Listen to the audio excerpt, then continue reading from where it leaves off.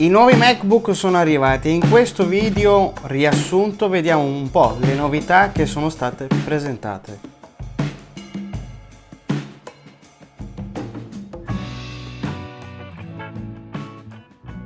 Prima di iniziare vi consiglio assolutamente di iscrivervi al canale se vi piace tecnologia, auto, tutte queste cose qua, è molto importante, a voi non costa nulla. Mi raccomando, seguitemi anche sul mio profilo Instagram, sul canale Telegram delle offerte e iniziamo subito. Ci sono due grandi novità, una per quanto riguarda la musica e la seconda per quanto riguarda appunto i Mac. Come ad esempio con la musica Siri interagisce molto di più, molto, non troppo, come ad esempio poter chiedere di mettere una playlist rispetto ad un'altra, ma la grossa novità è che Apple Music avrà un nuovo piano individuale che vale soltanto per un'unica persona, che costerà un bel po' di meno e comunque nella schermata vedrete i prezzi perché attualmente ancora il sito di Apple non li dà. Tra l'altro un'altra novità è per quanto riguarda gli HomePod mini, che saranno arancione, giallo e blu, nuove colorazioni e ovviamente bianco e nero, e saranno disponibili però da novembre. Un'altra ma più grossa novità è per quanto riguarda le nuove AirPods di terza generazione. Il design è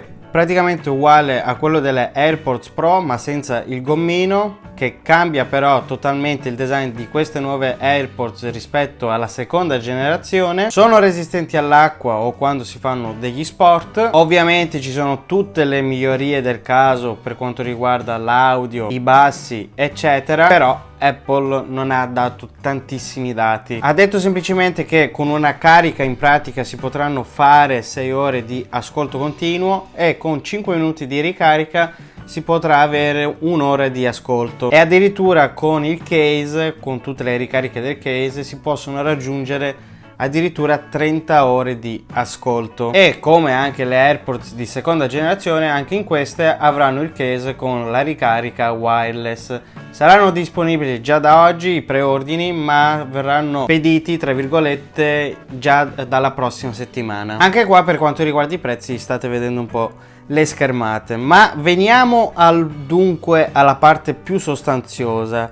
Sono stati presentati i nuovi MacBook Pro, ma prima di essere presentati hanno presentato i nuovi chip M1. Uno si chiama M1 Pro e l'altro M1 Max. Ovviamente tutti questi due chip fanno parte della famiglia, della transizione che Apple sta facendo ormai dall'anno scorso, quindi sono diciamo degli aggiornamenti rispetto all'M1 classico, ma molto più pompati tra virgolette. Per quanto riguarda l'M1 Pro ha una banda di velocità di 200 GB al secondo e si potrà espandere fino a 32 GB di RAM. Per quanto riguarda diciamo un pochino di specifiche un pochino più tecniche, anche se Apple come sempre non è che faccia vedere chissà quali grafici, ma questa volta è stato un pochino di più rispetto alle altre volte. Ma comunque per quanto riguarda l'M1 Pro abbiamo 10 core in CPU e 16 core in GPU e può riuscire ad riprodurre i video in ProRes in 4K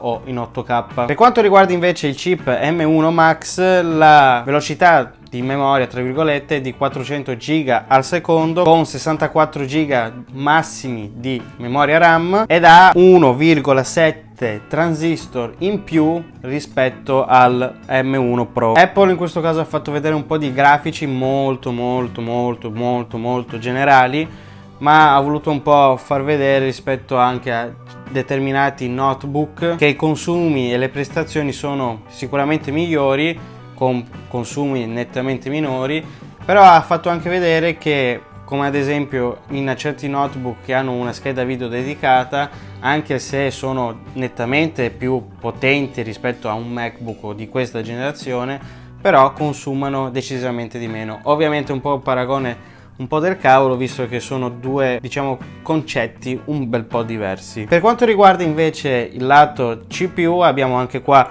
10 core e invece per la GPU abbiamo 32 core. Non sto tanto a essere nello specifico anche perché non sono un informatico, un ingegnere né niente. Ci sono persone che di dovere fanno qua i video per quanto riguarda tutto questo lato specifico, quindi questo vuole essere solo un video riassuntivo molto più fast tra virgolette. Per quanto riguarda appunto i MacBook Pro, vengono presentati quello da 16 ma nuovo MacBook Pro da 14 pollici. Ritorna un po' il design un po' più, diciamo, old school, come nelle auto, come abbiamo visto, con questo design che è un pochino, diciamo, che riprende quel vecchio design del MacBook, e come tanti volevano la touch bar non ci sarà più, ci saranno di nuovo i tasti, e in pratica Apple ha detto che la nuova tastiera sarà come la Magic Keyboard. Grande novità, che l'abbiamo detto sui vari rumors, ci sarà finalmente la porta HDMI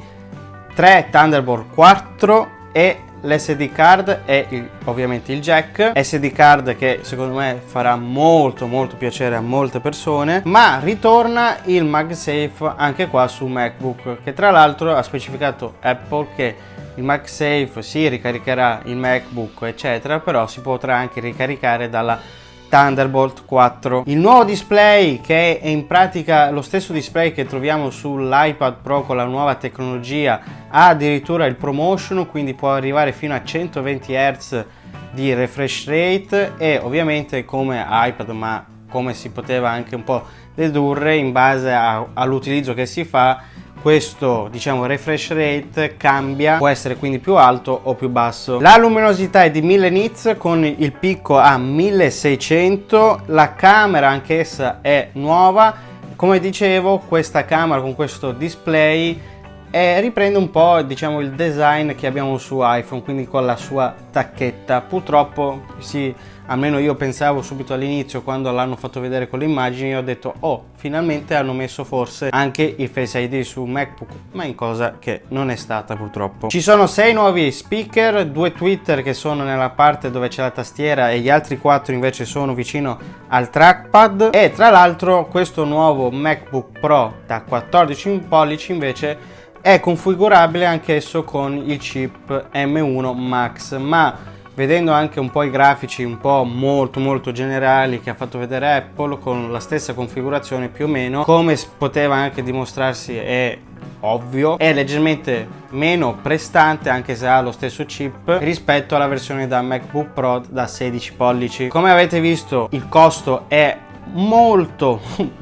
alto, però sta di fatto che la transizione di questi nuovi MacBook con l'M1 eccetera ormai è iniziata l'anno scorso e proseguirà anche per il 2022, con forse anche il nuovo iMac Pro. I preordini si possono fare già da oggi, saranno disponibili dalla settimana prossima. Fatemi sapere cosa ne pensate di questi nuovi MacBook Pro con i relativi chip delle nuove AirPods di terza generazione qua sotto nei commenti. Mi raccomando, iscrivetevi al canale, seguimi sul mio profilo Instagram e segui anche il canale delle offerte di Amazon che è su Telegram. Buona continuazione su YouTube e noi come sempre ci vediamo in un prossimo video qua su YouTube.